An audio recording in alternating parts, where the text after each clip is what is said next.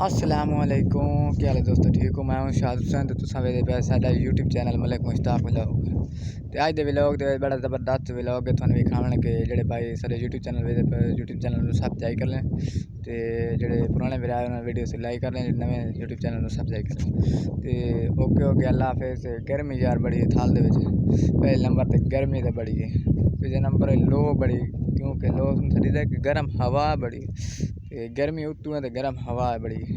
तो हुण मैंने अज वेदे आए कि जेह्ड़े थाल दे विच होंदे जालें उत्ते पीलू होंदियां पीलू दे मैंने देखना थाल दे विच होइयां नी यकीन नहीं होइयां।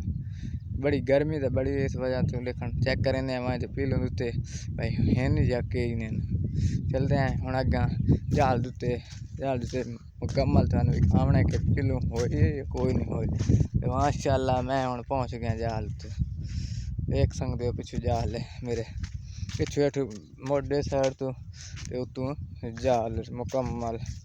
तो माशाअल्लाह देखा वेदे उत्ते पील है या कोई नहीं। माशाअल्लाह खलोते हैं पीलू तक एक हैं लगी हुई के नहीं पात्र हैं।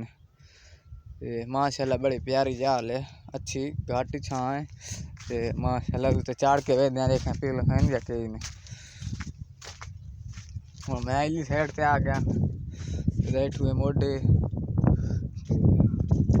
अजन तक पीलू वैसे कीन लगी हुई, क्योंकि उतले महीने महीने लाग वैसे पीलू।